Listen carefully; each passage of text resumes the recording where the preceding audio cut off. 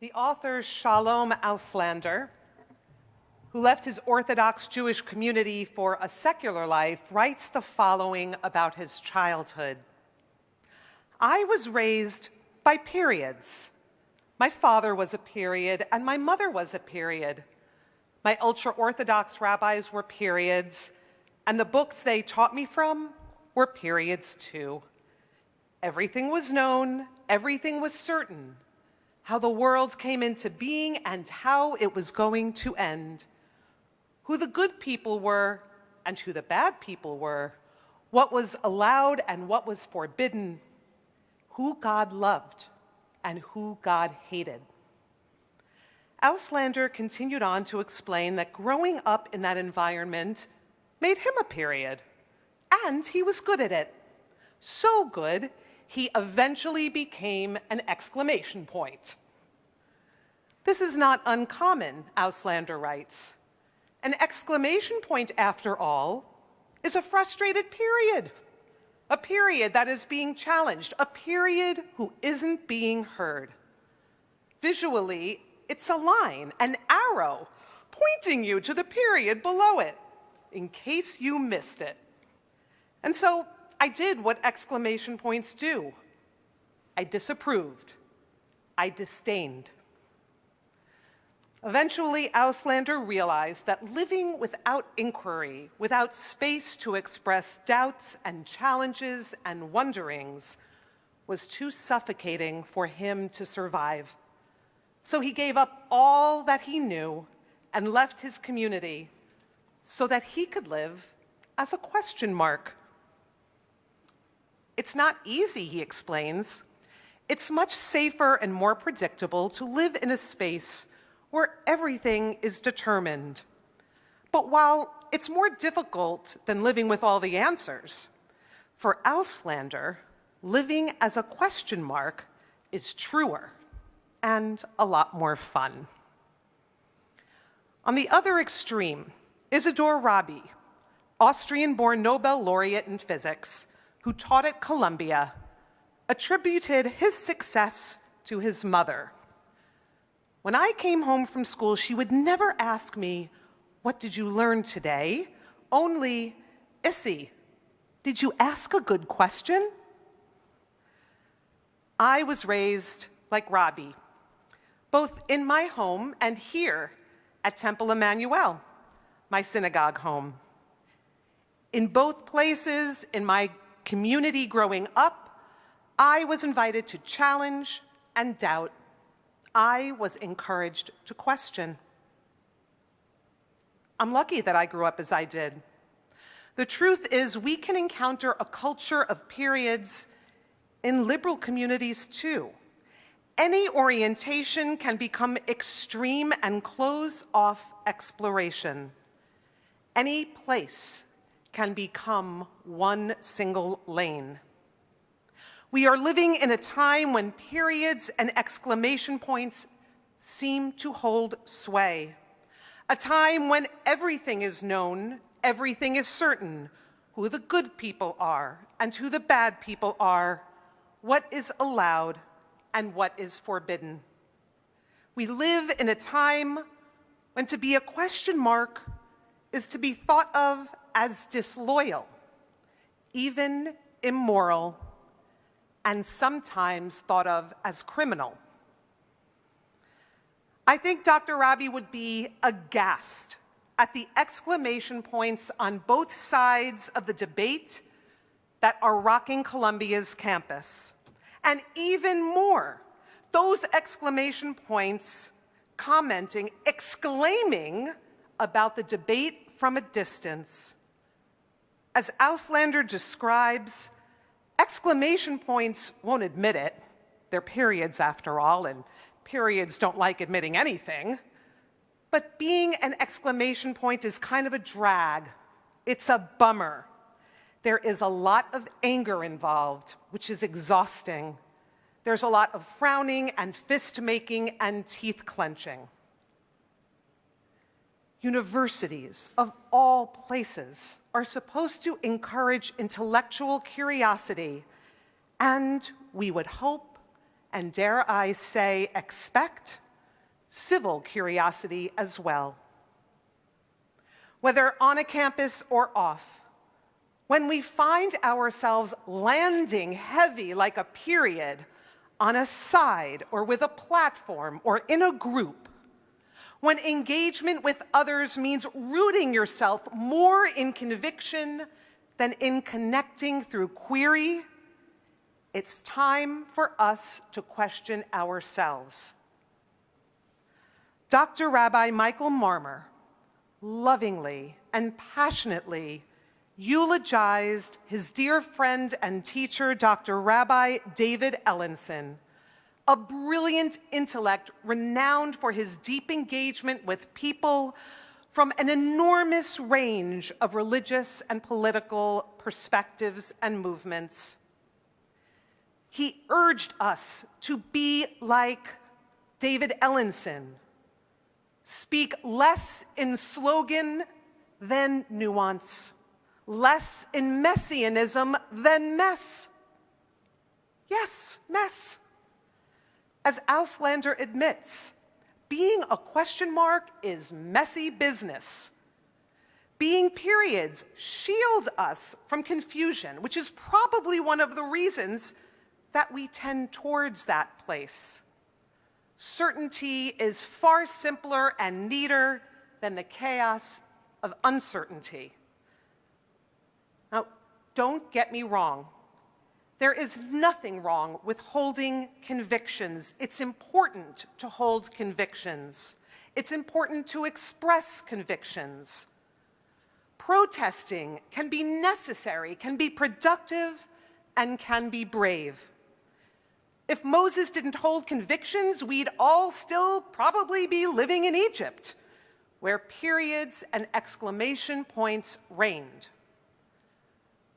But Moses was led to his convictions by questioning, including questioning himself, which is a particularly messy business. His life's purpose grew from questioning. Questioning if life could be different, questioning his own abilities and limitations, questioning his fears, questioning what justice looks like and what the future could be. Moses led from questions and literally led with questions. His question mark-shaped staff split the sea, creating a path to possibility. It hit the rock, releasing rushing waters of nourishment.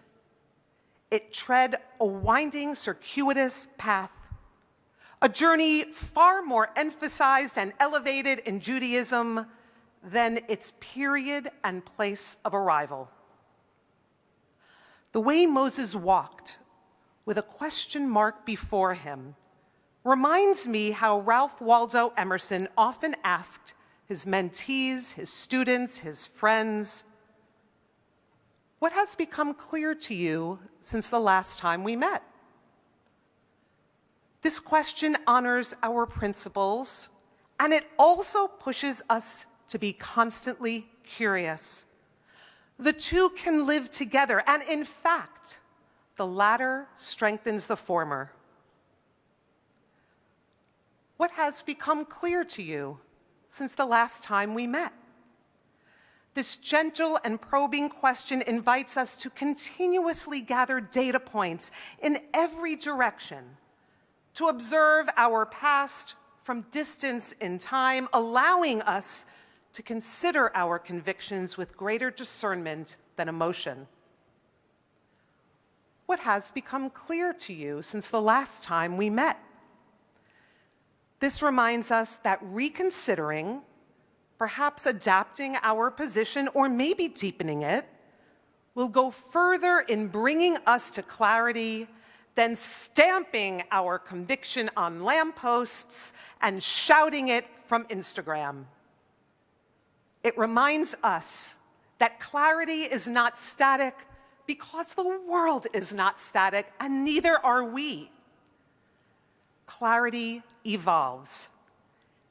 It can look different to us today than it did yesterday or last month or 6 months ago, or years ago.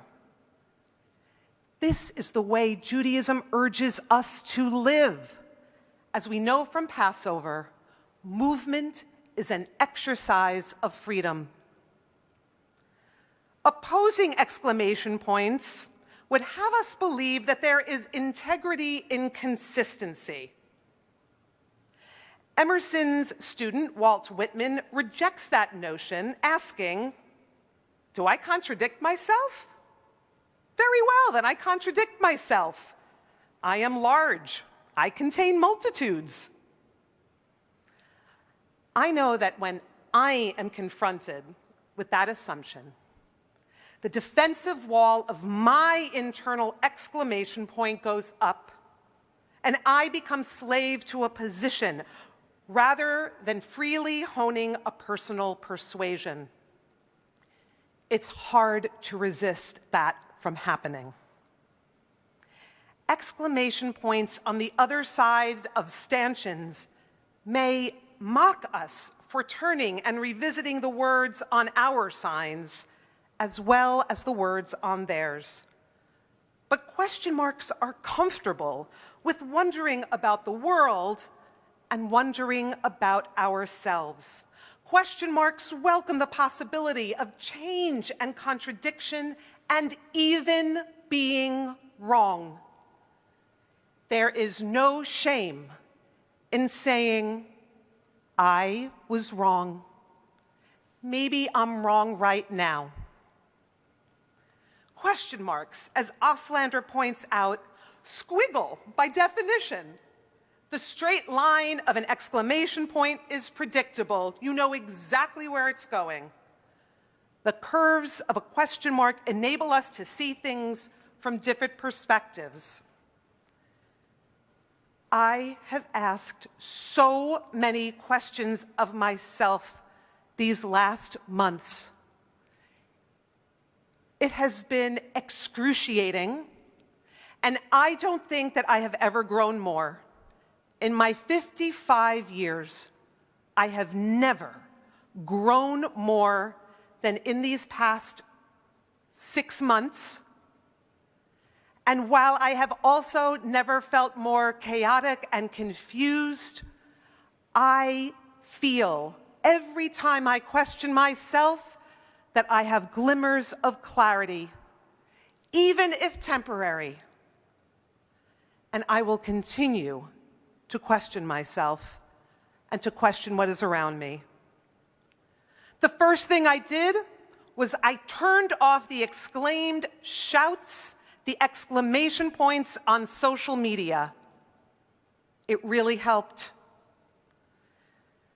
And still, especially when it comes to Israel, if someone to my left says something, I lean right.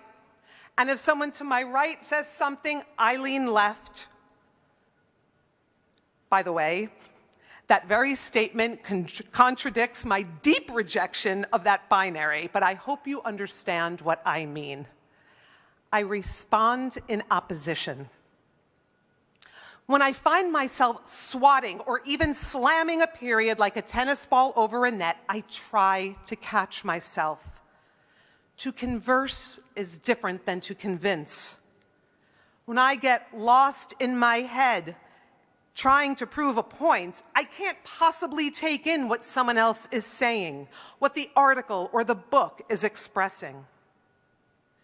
These days, I am working to embody the much maligned, wicked son of the Haggadah, genuinely and openly asking, "What do you think?"